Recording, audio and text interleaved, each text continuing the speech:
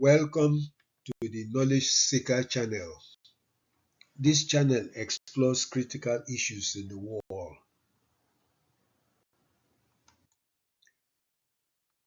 The title of this presentation is The Islamic and Christian Contributions to the Slave Trade.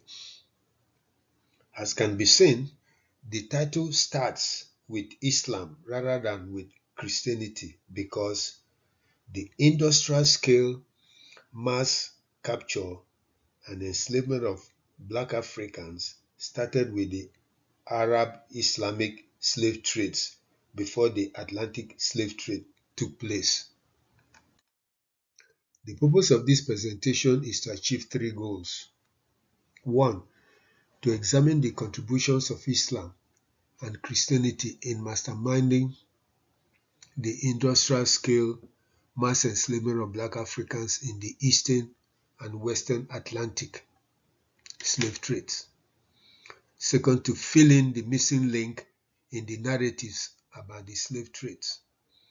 And third, to show the extent to which biblical information was twisted to justify the view that blacks were born to serve others as slaves. To accomplish the goals of the presentation, 1. It is necessary to define slavery. 2. To briefly identify the sections of the Bible and the Quran that justify the enslavement and killing of people. 3. To examine the Arab Islamic and the Christian Atlantic slave trades. And 4. Examine the twisting of the Ham and Canaan story in the Bible to justify the view that blacks were born to be slaves to others. It is argued here that Islamic and Christian authorities were responsible for initiating the industrial scale mass enslavement of Black Africans in the Eastern and Western Atlantic slave trades. Now, what is slavery?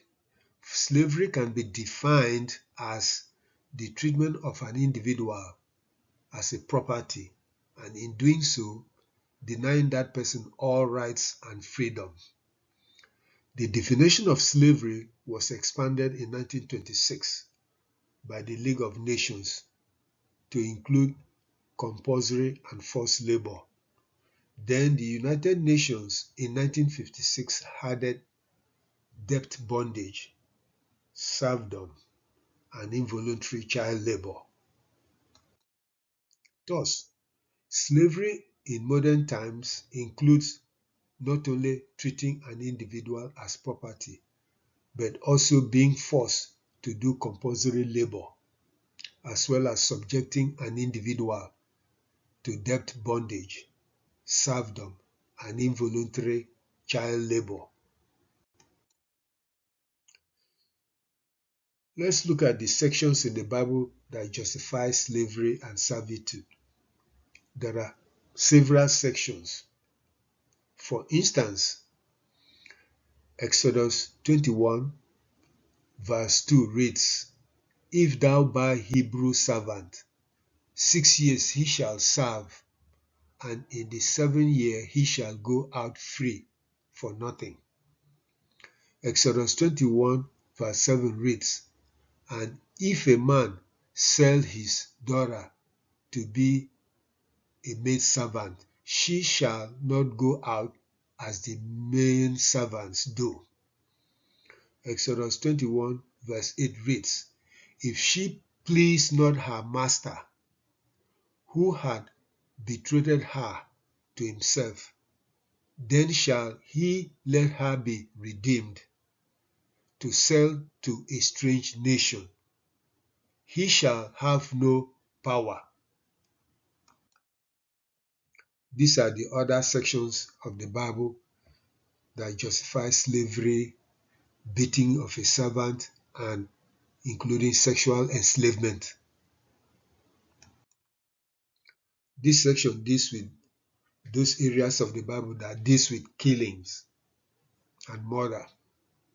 For instance, Judges 21 verse 10 reads, "And the congregation sent thither 12,000 men of the valiantest and commanded them, saying, Go and smite the inhabitants of Jabesh Gilead with the edge of the sword, with women and children.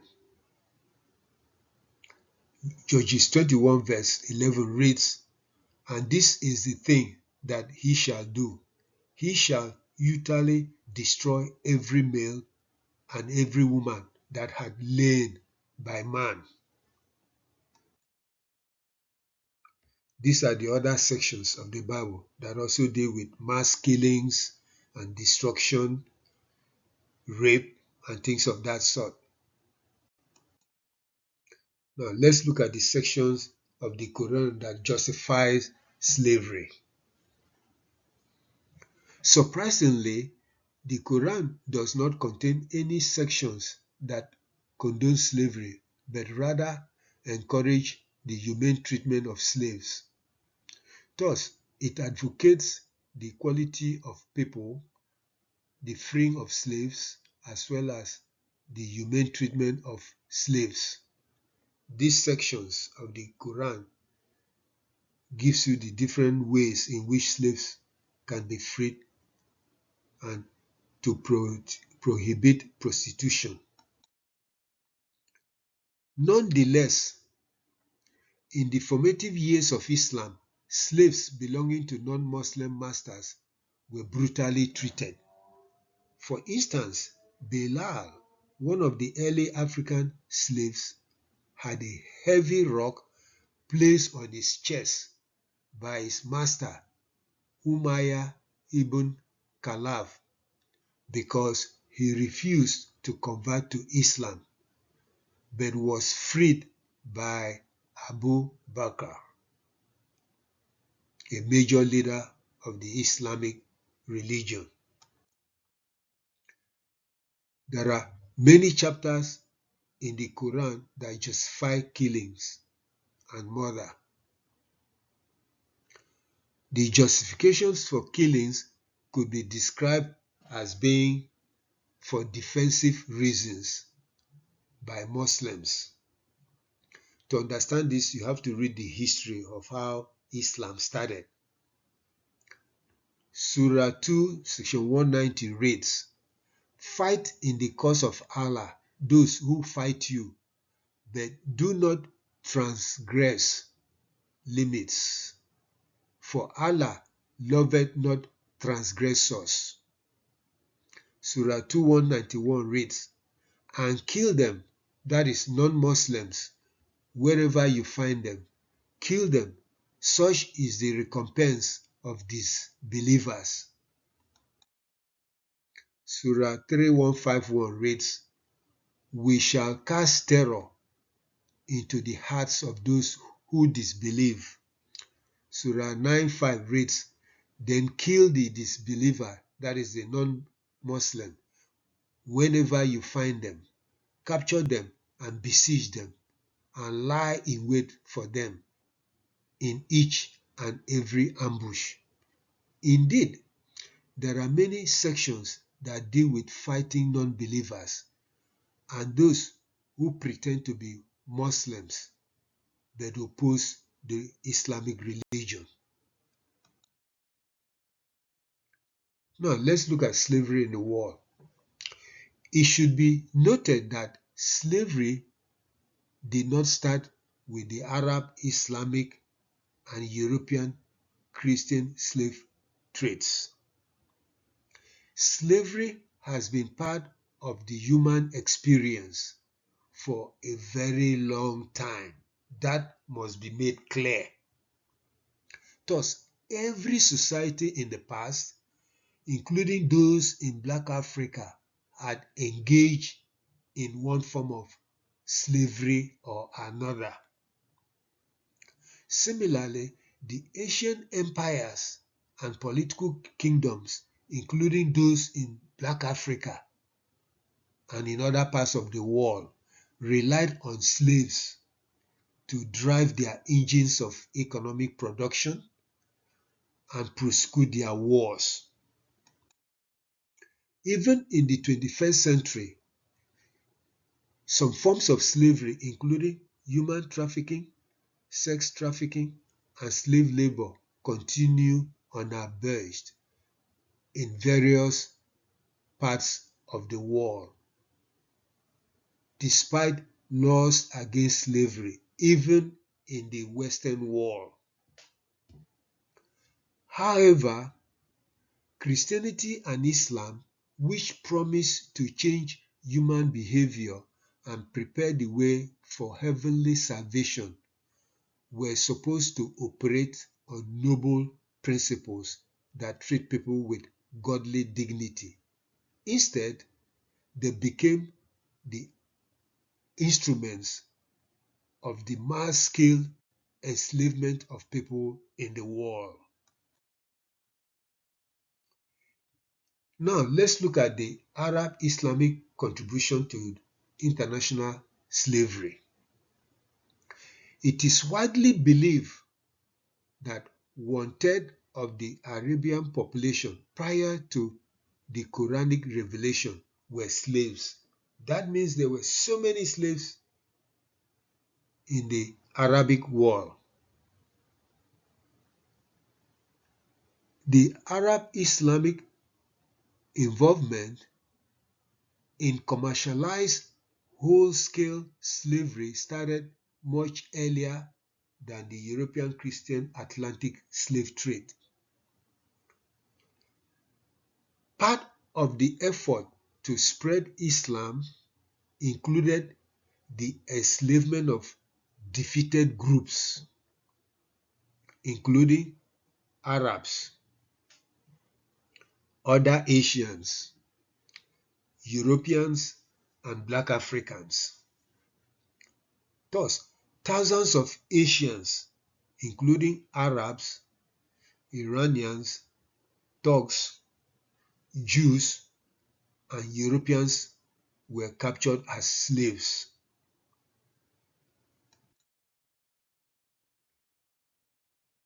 Now, let's look at the Arab Islamic slavery that affected Black Africa. The Arab Islamic slave trade that affected Black Africa could be broken into three segments: the North African Horn of Africa slave trade axis, the Eastern African slave trade axis, and the Trans-Saharan slave trade axis. This is a picture of blacks being captured as slaves. Another picture of blacks being dragged around by Arab traders and Muslim jihadists. Thus, blacks in the northeastern and eastern African flanks were probably the first to experience the raiding and capturing of their members by Arab traders and later by Islamic jihadists. Thus, the Ethiopian-Somali axis was the center for the northeast flank of the slave trade. Zanzibar was the center for the Eastern African axis of the slave trade, and Mauritania was the center for the Trans-Saharan axis of the Islamic slave trade. Perhaps Bilal, who was beholden to Abu Bakr, a major Islamic leader, was one of the first African blacks to have been a slave and also one of the first to convert to Islam. Many black Africans ended up in North Africa, the Middle East, India, Pakistan, and probably Southern Europe through Turkey and Iran.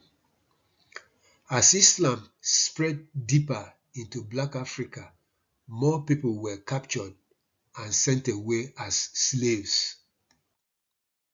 It is estimated that about 10 to 20 million blacks were captured as slaves and sent away. Some historians believe that over 20 million black people were sold into slavery through the trans-Saharan route. Ronald Segal noted, the Caliphate in Baghdad at the beginning of the 11th century had 7,000 black and 4,000 white eunuchs in his palace. That means that the Caliphate had 11,000 slaves in his palace. The Arab Islamic slave traders castrated many captured black men, especially young men, so that they could not reproduce. Many of the castrated black men ended up serving in various palaces throughout the Islamic Middle East and Africa. Muslim elites wanted them, that is the slaves, as guards, soldiers, as concubines, as cooks, as musicians, and simply to show how rich they were. So owning blacks and owning slaves was a sign of wealth. The Umayyad and the Abbasid caliphs were noted for recruiting many blacks to serve as soldiers. In fact, many blacks rose in rank to become generals in the Islamic armies. The Arab Islamic slave trade existed for about 13 centuries, starting from about 650 CE in the Middle East, including North Africa, since military forces were used to spread the religion in that part of the world after evangelization. It became a major feature of interaction in Black Africa starting from about the 8th or 9th century, beginning from the northeast and extending to southeast and southwest Africa. It should be noted that Islam initially spread to Black Africa through peaceful means as people traded and interacted before it changed into its violent jihadist phase. Slavery continues even today in some Islamic countries in North Africa and the Middle East. Charles Jacob noted that blacks continue to be sold as slaves to serve Arab Muslim masters in Algeria, Libya, Mauritania, Nigeria, and Sudan. The Boko Haram in Nigeria, the Al-Shabaab in Somalia, Islamic State of Iraq and Syria, the Islamic State of West African Province, and a host of militant Islamic groups continue to raid, capture, abduct, and engage in human trafficking, which eventually results in the enslavement of people, both in Black Africa and in the Middle East. Thus, the Arab Islamic slave raids were very brutal and inhumane. It resulted in the deaths of millions of captured black people.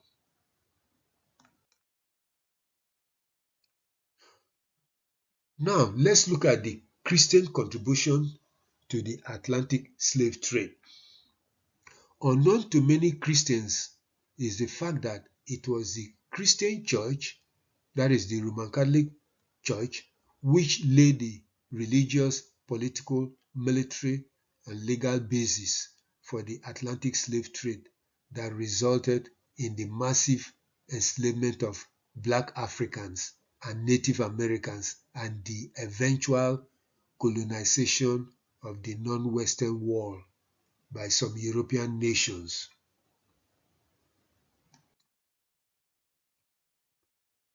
First, Pope Nicholas V issued papal bull Dom Diversas on June 18, 1452, which declared, "We grant you, kings of Spain and Portugal, by these present documents, with our apostolic authority, full and free permission to invade, search out, capture, and subjugate the Saracens, that is the Muslims, and pagans, and any other unbelievers and enemies of Christ, wherever they may be, as well as their kingdoms, duchies, countries, principalities, and other property, and to reduce their persons into perpetual slavery. So here, Pope Nicholas is ordering Spain and Portugal to enslave non-Christians throughout the world. Pope Nicholas V went further and issued the Romanus Pontifex of 1455, which gave Portugal exclusive rights to the territories along the West African coastline. Thus, Portugal was given the right to invade, plunder, and reduce their persons to perpetual slavery of non-Christian societies. You see, this is why Portugal was the first European country to travel along the West African coastline. The Romanus Pontifex was an official proclamation or edict by the Christian Church authorizing the conquest and enslavement of non-Christians. Pope Alexander VI issued the Intercetera in 1493. It authorized the Christian nations of Portugal and Spain to attack, conquer, loot, enslave, and colonize non-Christian territories. The papal bull read. Please take your time and read the papal bull. This is part of the papal bull. The papal bull ends here. Please read it. It's very informative. Thus, Pope Alexander VI simply extended the decrees or edicts issued by Pope Nicholas V by dividing the non-Christian world into two and giving the Christian nations of Portugal and Spain the right to invade, pillage, conquer, and enslave the non-Christian populations of the territories. This resulted in slavery and the colonization of Africa, parts of Asia, the Middle East, and the Americas.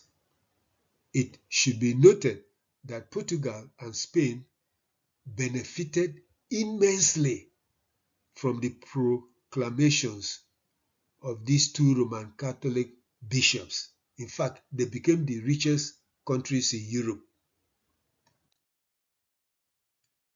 However, Portugal was not very happy with the way the non-Christian territories were divided, since the division tended to favor Spain somehow. Therefore, both countries negotiated the Treaty of Tordesillas on June 7, 1494, to adjust the boundaries. The boundary line was moved to 370 leagues, which is 1185 miles of west coast of Cape Verde. In other words, the boundary between that was given to Spain and Portugal was moved a bit. That enabled Portugal to gain possession of Brazil. Hence, Brazil is the only country in the Americas that was colonized by Portugal. Pope Julius II approved the change in 1506 to legalize the adjustment. The Atlantic slave trade started in the 16th century and continued until the 19th century. About 12.5 million black Africans were forcibly transported to the Americas, as indicated by the Transatlantic Slave Trade Database. This is a conservative estimate, since the UNESCO puts the total number at about 25 to 30 million people. This map shows the transatlantic slave trade as people were being shipped from Africa into the Americas. Again, you have blacks in the ship being taken to America. Now, let's fill in the missing link in the narratives about the slave trade. In most African history textbooks, it is stated that the Portuguese were the first Europeans to visit West Africa, as indicated earlier. This is true, but the missing link in the story is that the Portuguese visited the region to familiarize themselves because the Christian church had given that part of Africa to them to invade, conquer, loot, and enslave non-Christians, as indicated by the bulls enacted by Pope Nicholas V and Pope Alexander VI. As shown so far, the industrial-scale mass enslavement of Black Africans did not begin with Africans capturing and selling their people to Europeans, no, or to the Arabs. No, it didn't begin that way. It began with the Islamic and Christian intellectualization, moralization, and justification for using force to compel people to convert to their religions or be enslaved, since they could not and cannot tolerate other religions. In the process, they created an unholy industry that victimized millions of people in the continent. Now, let's look at the Berlin Conference, how that came about. Since the Christian church gave the non-Christian world to Spain and Portugal and made those two countries to become so wealthy, other European nations envied the southern wealth and power of the two countries, since the Christian church divided the non-Western world and gave it to both countries to invade, conquer, loot the resources, kill, and enslave the people. Through the request of King Leopold II of Belgium, the Berlin Conference was held in Berlin, Germany, from November 15, 1884 to February 26, 1885. It was presided over by German Chancellor Otto von Bismarck. The participants signed the accord known as the General Act of Berlin, which resulted in the partition and colonization of Africa. It should be noted that the Berlin Conference is also known as the Congo Conference or the West African Conference. Now, let's look at the Bible as a source for the justification for the enslavement of Black people in the world. The story started when Noah got drunk and lies naked. His first son, Ham, came and saw him naked and did not cover him up. Genesis 9, verse 22. Instead, Ham told his two brothers, Shem and Japheth, about their father. Genesis 9, verse 22. The two brothers took a cloth and covered their father without seeing his nakedness. Genesis 9, verse 23. Noah woke up and got angry at Ham and decided to curse him and his son Canaan. Genesis 9 verse 25. This is the Noah's curse. Genesis 9 verse 25 read, and he said, "Curse Canaan, a servant of servants shall he be unto his brethren." Genesis 9 verse 26. And he said, "Blessed be the Lord God of Shem, and Canaan shall be his servant." And Genesis 9 verse 27 read, "God shall enlarge Japheth, and he shall dwell in the tents of Shem, and Canaan shall be his servant."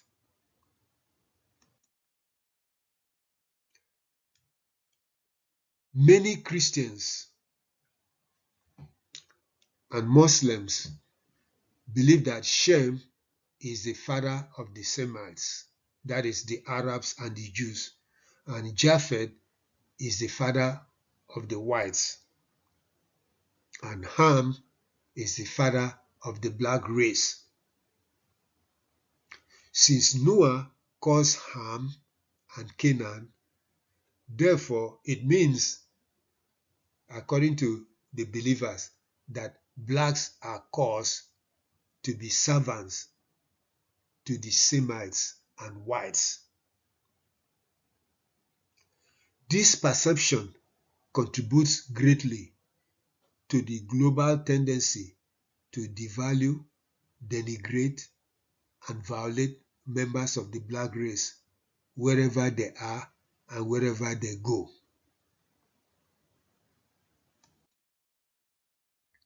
Conclusion.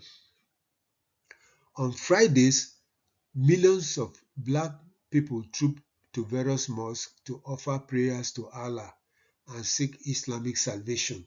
Similarly, on Sundays, millions of black people troop to the churches to pray to God and seek Christian salvation. In fact, many black Africans are so convinced of the godliness of their adopted religions to the extent that they are even willing to decimate their traditional religious cultures and supplant them with Christianity and Islam. Many blacks have no hesitation in characterizing traditional African religions as satanic, destructive, and ungodly, based on the false knowledge that the early Muslim and Christian missionaries spread. Yet, the atrocities committed in the name of the indigenous African religions pale in comparison to the atrocities committed in the name of Christianity and Islam. And most African Christians and Muslims don't see this. The Arab Islamic Eastern slave trade and the Western Atlantic slave trade due to Christianity resulted in at least 50 million African people being violently taken away as slaves.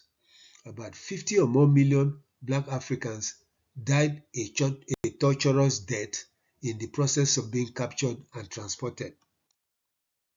In many parts of Latin America, millions of blacks continue to live in obscurity and are highly marginalized because some of the governments treat them as invisible beings. There are also thousands, if not millions, of black Africans living in Turkey, India, Pakistan, Iraq, and other Middle Eastern countries. Many of these blacks are highly marginalized and deprived, hence very poor with little education. They are treated as invisible beings even in the 21st century. It is blacks in the United States and in the Caribbean that are faring much better. Apart from Black Africa, Native Americans too had a very horrific experience dealing with the Christian war. The Spanish, whom the Catholic Church gave the authority to conquer, destroy, loot the resources, and enslave the natives of the Americas, really carried out their mandate and almost wiped out the indigents. The Jews too have been hounded because of the allegation that they conspired to kill Jesus Christ and their refusal to convert to Christianity. In the Middle East and in Europe, they were captured, tortured, and killed in their thousands. The Nazis decided to wipe them out during the Second World War, but ended up killing over 6 million Jews. Thus, Islam and Christianity have caused so much pain and destruction in the world. It is time African leaders wake up to their responsibilities and connect with the African Americans, Caribbean Africans, Afro-Latin Americans, Siddhis in India, the Shidis in Pakistan, and so on and so forth. The African Union needs to hold a major conference and discuss the plight of the African people with a view to creating proactive programs to rehabilitate, educate, and carry out exchange programs to bind the flock together. Thank you for listening to this presentation. Please subscribe to the channel.